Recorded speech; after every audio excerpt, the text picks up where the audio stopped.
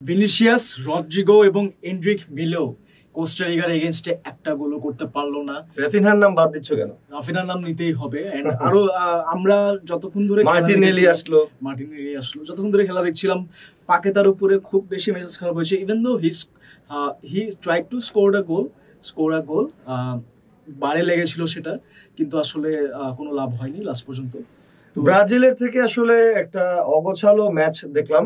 ব্রাজিলের থেকে এই ধরনের আশা, মানে এই ধরনের খেলা, এটা আমরা আশা করিনি।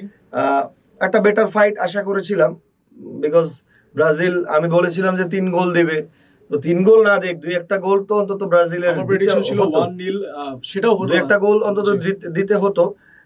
আমি কিছু পয়েন্টে এই ম্যাচটাকে আসলে বিশ্লেষণ করতে চাই। নাম্বার 1 পয়েন্ট হচ্ছে যে আসলে ব্রাজিলের মিডফিল্ডার কারা? হ্যাঁ, ব্রাজিলের মিডফিল্ডার কারা, তাদের কাজ কি ছিল? ব্রাজিলের মিডফিল্ডারদের কি কাজ ছিল? ব্রাজিলের 2জন সিডিএম খেলেছেন, ব্রুনো গুইমারেস এবং জোয়াও গোমেজ। প্রথমে তারা নেমেছেন, তারপরে আবার চেঞ্জ হয়ে আরো প্লেয়ার এসেছে। তো আমি সেই প্রশ্নে যাচ্ছি না। তো এই 2জনের কাজ কি ছিল এটা আমি আসলে বুঝতে পারিনি খেলা দেখে। হোয়াট হ্যাভ দে ডান, তারা আসলে কি করছে আমি খুঁজে পাইনি। নাম্বার 2 হচ্ছে ব্রাজিলের, আমি এই খেলায় একটা জিনিস দেখলাম যে বারবার তারা বল পাচ্ছে আর বলগুলোকে either right wing or left wing, অর্থাৎ উইংয়ে সার্ভ করছে। উইংয়ে বলটা প্রোভাইড করা হচ্ছে, উইং থেকে আক্রমণে যাওয়া হচ্ছে, উইং থেকে কর্নার দিয়ে, মানে কর্নারের সাইড দিয়ে ঢোকার চেষ্টা করা হচ্ছে। বেসিক্যালি হচ্ছে ওদিক দিয়ে রাফিনহা ঢুকছে রাইট সাইড দিয়ে, আর ওদিক দিয়ে ভিনিসিয়াস ঢোকার ট্রাই করছে। জি, একটা সিঙ্গেল আক্রমণও হয়তো অল্প কিছু হয়েছে, খুব কম। আমি দেখলাম যে মিডল সাইড দিয়ে অ্যাটাক হচ্ছে। তাহলে মিডলে কেন অ্যাটাক হতে পারছে না? বিকজ মিডলে কে খেলেছেন?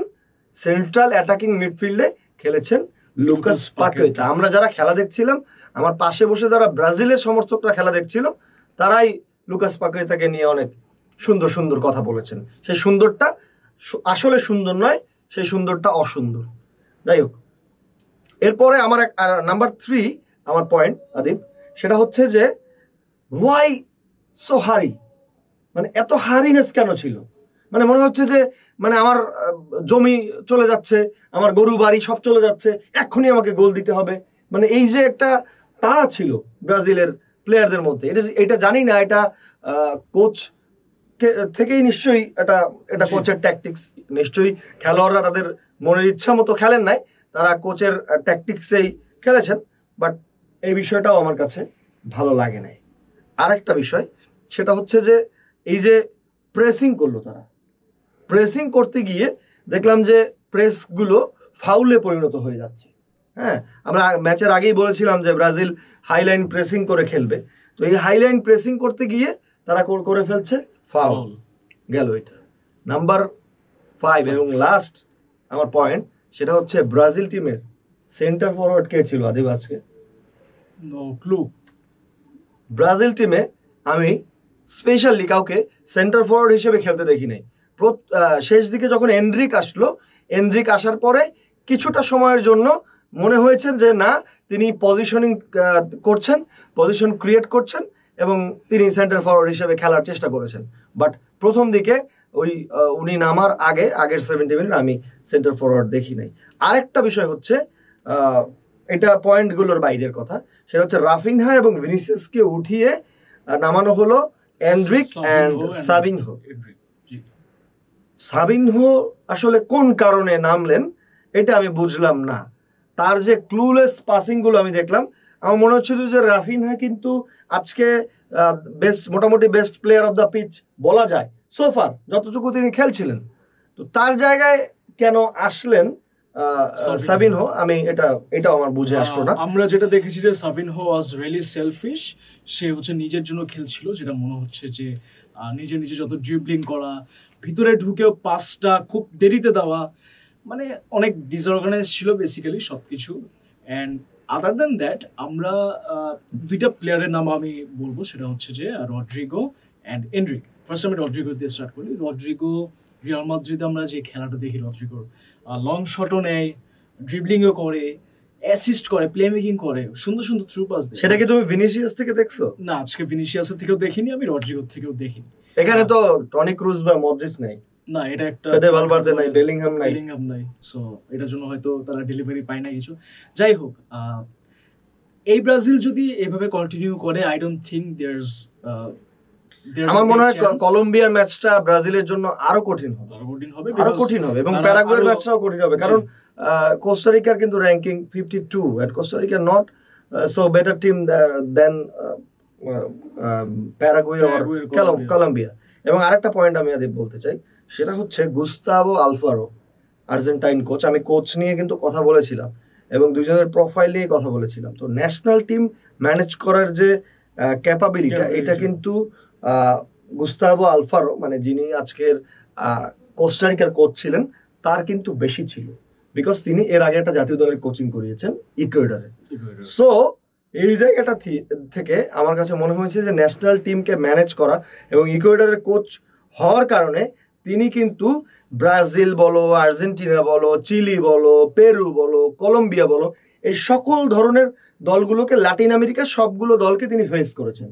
এবং আজকে তিনি যে ফরমেশনটা ব্যবহার করেছেন, এটা দেখতে মনে হয়েছে 5-3-2, বাট এটা মানে দেখতে এরকম মনে হলেও কাজ করেছে 8-2 ফরমেশনে। এবং that was the tricks, that was the only tactics to break down the goals of Brazil. এবং তিনি সাকসেসফুল তার চেষ্টা, এবং একদম তাদের স্পষ্ট, তাদের আচার আচরণ, অঙ্গভঙ্গি দিয়ে স্পষ্ট যে তারা আসলে ম্যাচটা ড্র করতে চেয়েছিল। অবশ্যই। এন্ড এই ডিফেন্সিভ বড় একটা লাইন ডিফেন্সে, যেটা ভাইয়া বলো যে 8-2 আর 2 যারা ছিল আসলে সামনের দিকে, তাদের থেকে আমরা খুব কম আসলে দেখেছি যে তারা দৌড় দিয়েছে বা কিছু। লাস্টের দিকে ক্যাম্পবেল আসছিল, জোয়েল ক্যাম্পবেল চেষ্টা করেছে, সে অনেক ভালো চেষ্টা করেছে, সে ব্রেন দিয়ে খেলার ট্রাই করছে।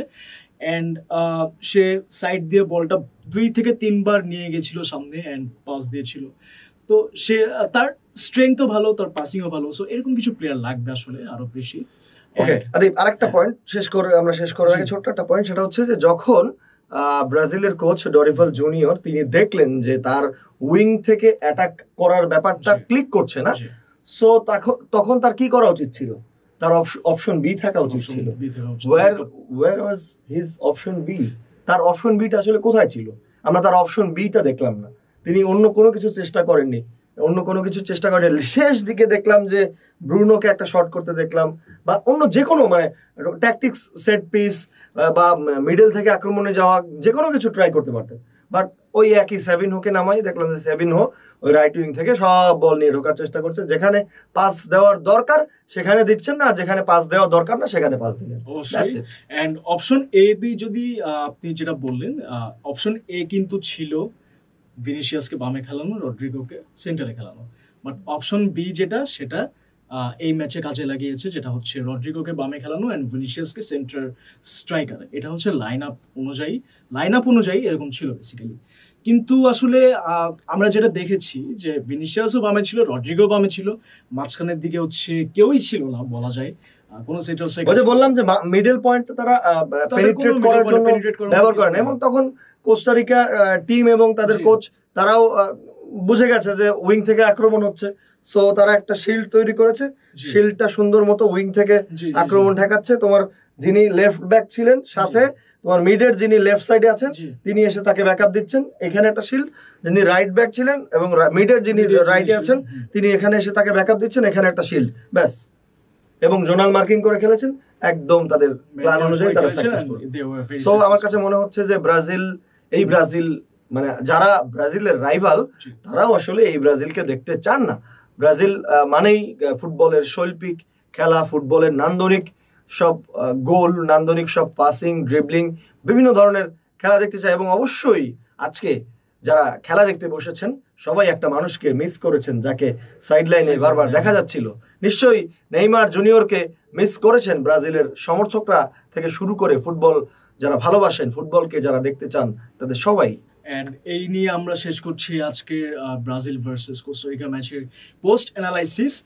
অ্যান্ড নেক্সট ম্যাচ কলম্বিয়ার সাথে আছে ব্রাজিলের। অ্যান্ড এই ম্যাচে কি কি হতে পারে, কি কি চেঞ্জেস আসলে আপনারা অ্যাজ ফ্যান্স আপনারা স্যাটিসফাইড হবেন, অ্যান্ড এই ম্যাচে কি কি উইকনেস ছিল, অবশ্যই সবকিছু কমেন্ট সেকশনে জানাবেন। অ্যান্ড দেখা হবে ইনশাল্লাহ আরেকটা ভিডিওতে। Thank you.